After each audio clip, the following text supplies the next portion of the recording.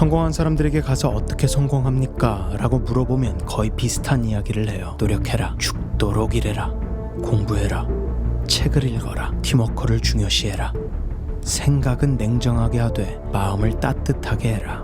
아우, 머리 아파. 듣던 얘기죠. 그것도 아주 자주. 여기서 집중해야 할 것은 그들이 한 말들에 대한 전제가 무엇인가입니다. 그들의 전제는 비슷하게 공통됩니다. 그게 뭐냐면 그들의 전제는 그들이 하고자 정했던 약속에 대해서 끝까지 지킨다는 전제입니다. 이 전제는 모두에게 해당되는 것일까요? 예를 들어서 스스로에게 노력해라가 필요하다면 대부분 많은 사람들은 무엇을 어떻게 노력해야 할지 설정까지는 잘합니다. 그런데 그 많은 사람들 중에 일부만이 될 때까지 스스로에게 약속한 것을 지킵니다. 또 다른 예를 들어보죠. 만약 스스로에게 책을 읽어라가 중요하다는 것을 느꼈다면 어떨까요? 마찬가지로 많은 사람들이 하루 50페이지 정도는 꼭 읽어야지 하고 다짐하고 스스로와 또 다른 약속을 만듭니다. 그러나 그 중에 일부만이 매일 스스로와 약속한 것을 지킵니다. 네, 바로 이것이 이미 성공하였거나 성공할 사람들과 성공하지 못할 사람들의 차이입니다. 많은 사람들이 성공을 원하는 이유는 정말 절박해서 성공하고자 하는 것이 아닙니다. 도리어 자신이 동경하는 그 누군가와 비슷해지거나 같아지거나 다른 사람들과 비교했을 때 더 나은 사람처럼 느끼고 싶어 하기 때문입니다. 물론 그것이 잘못된 시작이라고 하는 것은 아니에요. 도리어 그것이 좋은 동기로 시작될 수는 있습니다. 그렇지만 그것만으로는 성공을 할 수 있는 특별한 요인이 될 수 없습니다. 애플의 전 CEO인 스티브 잡스는 스탠포드 대학교에서 졸업연설을 통해 학생들에게 열정에 관해 이야기했습니다. 그는 자기의 삶 속에서 남들보다 일찍 자신이 열정을 가지고 임할 수 있는 것을 찾았다고 했어요. 이것이 자신이 성공한 이유라고 말을 합니다. 스티브 잡스의 연설에서 영감을 받아 저는 여러분께 성공하는 사람들의 두 가지 능력을 소개하고 집중하라고 이야기하고 싶습니다. 첫째로는 열정 설정입니다. 열정 설정이란 많은 사람들이 알고 있는 열정이 먼저고 설정이 그 다음이라는 것이 아닙니다. 왜냐하면 열정이라는 단어는 단순한 호기심, 호감, 좋아함 같은 느낌에 멈추지 않기 때문이고 반드시 행동으로 옮기는 것까지 포함하기 때문입니다. 즉 행동, 당신의 감정이라는 불 위에서 활활 타오르는 행동이 열정 설정입니다. 그래서 열정 설정이라는 것은 차갑고 끈질기고 결과를 얻어내려 뒹굴며 폭발적이지만 자기 자신에게는 잔인한 동기가 설정되어 있습니다. 그리고 자신이 목표한 바를 무섭게 달려드는 거죠. 그것이 일반적으로 알고 있는 뜨거움과는 거리가 먼 것입니다.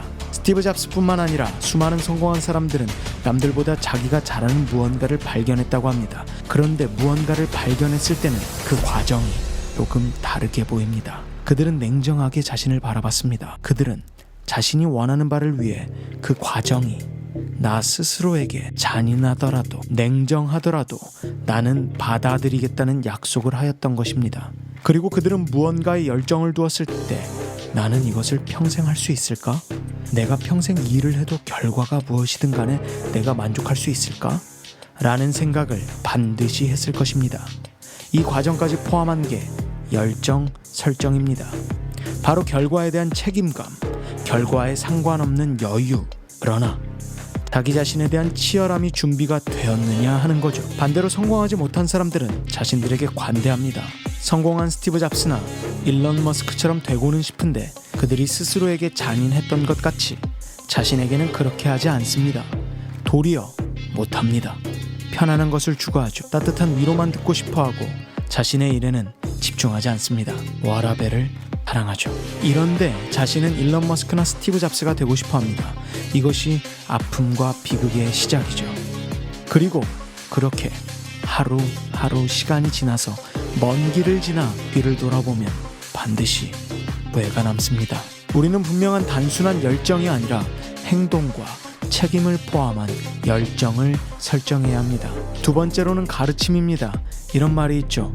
내가 수업을 듣고 쉽게 정리해서 초등학생들에게 설명해서 그들이 알아듣지 못한다면 나는 그 수업을 이해하지 못했던 거라고. 성공한 사람들은 자신이 발견한 것에 대한 가치를 누구나 알아듣기 쉽게 가르칠 수 있는 능력이 있습니다. 이것이 성공한 사람들과 성공하지 못한 사람들의 차이입니다. 가르치는 능력이 중요한 다른 이유도 있습니다. 남들에게 잘 가르치는 능력은 곧 자신을 충분히 납득시킬 만한 능력이 있다는 뜻입니다. 바로 여기서 단순한 가르침과 차이가 있습니다. 전 여러분들 모두가 교사나 강사가 될 거란 생각은 안 합니다. 그러나 적어도 자기 자신은 가르칠 줄 알고 설득시킬 줄 알아야 한다는 것입니다. 모든 일에서 가장 첫 번째 설득의 대상은 바로 여러분 자신입니다. 나의 열정을 설정할 때 얼마만큼 자기 자신의 복잡한 생각과 감정을 정리하고 스스로에게 정확하고 날카롭게 질문했느냐에 대한 문제이기 때문입니다. 이것이 곧 열정 설정을 할 때 엄청난 역할을 하기 때문에 가르친다는 능력은 굉장히 중요한 것이고, 첫 번째로 스스로가 완전히 납득이 되어야 합니다. 그래서 여러분들은 어떻게 성공하는가에서 무엇이 그들을 성공하게끔 만들었는가로 바꿔야 합니다. 성공하는 사람들이 가진 그 무엇이 그들을 성공하게끔 만들었습니다. 그리고 스스로에게 물어야 합니다. 나는 그들이 가진 그 무언가를 고민해 본 적이 있는가 말입니다. 그러한 고민들을 하다 보면 현실의 나를 보게 될 겁니다. 내가 가진 능력, 재산, 지금 나의 서 있는 위치, 잔인할 것입니다. 아플 것이고 두려울 겁니다. 그런데 그 시점부터 제대로 여러분들을 보고 쌓아나갈 때, 그 시점부터 여러분들을 설득시키고 납득시킬 때, 그리고 열정을 가지고 행동할 때에 비로소 여러분들은 뒤를 돌아보면 후회가 안 남는 삶을 살아갈 것입니다. 남들이 여러분을 아프게 하기 전에 스스로를 찍질하는 데 익숙해지셔야 합니다. 스스로가 납득할 수 있도록 능력을 기르셔야 합니다.